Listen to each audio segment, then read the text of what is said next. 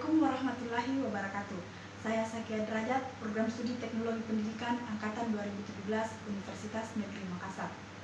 Pada kesempatan kali ini, saya ingin menjelaskan materi mengenai intervensi manajemen mutu terpadu. Nah, sebelum kita masuk dalam pembahasan, ada 3 yang ingin dicapai.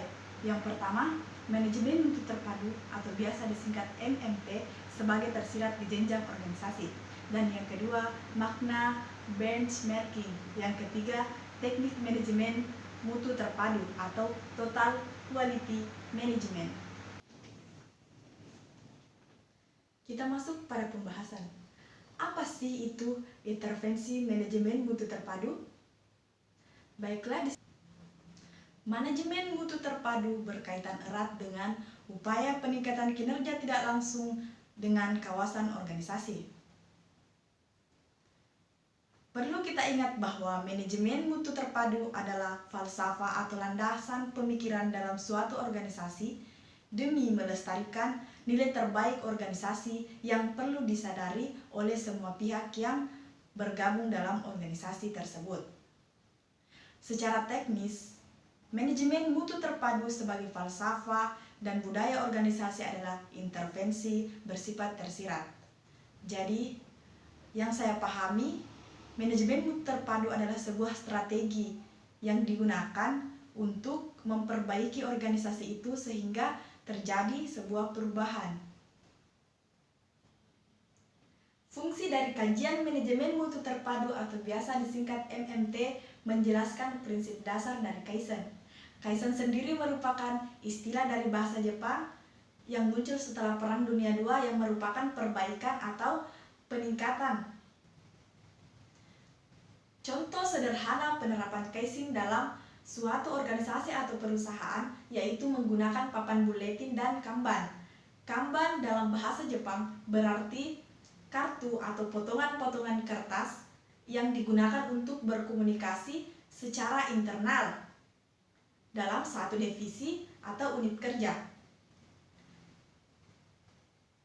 Berhubungan dengan semua yang berada di dalam satu rumpun organisasi ini menuliskan dalam kertas tersebut apa yang telah mereka kerjakan, apa yang belum, dan berikan saran dan kritikan. Disinilah manfaat dari ilmu manajemen mutu terpadu. Kemudian tujuan kedua yang ingin dicapai dalam bab ini yaitu konsep benchmarking. Kata benchmark dapat diartikan dalam bahasa Indonesia sebagai rujukan atau acuan. Secara teknis adalah sesuatu yang dijadikan acuan produk atau organisasi terbaik dengan syarat-syarat tertentu. Benchmarking dimaknai sebagai kegiatan atau pelaksanaan terkait penentuan mutu sesuatu produk jasa organisasi dengan benchmark tersebut. Metode total quality management ada 3.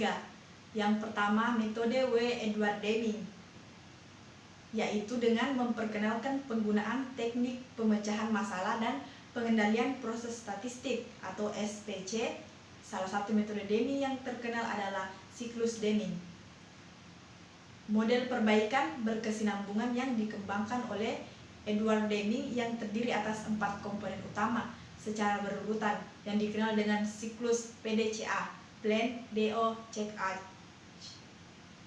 Yang kedua, metode Joseph M. Juran yang mendefinisikan kualitas sebagai cocok atau sesuai untuk digunakan, yang mengandung pengertian bahwa suatu barang atau jasa harus dapat memenuhi apa yang diharapkan oleh para penikmatnya.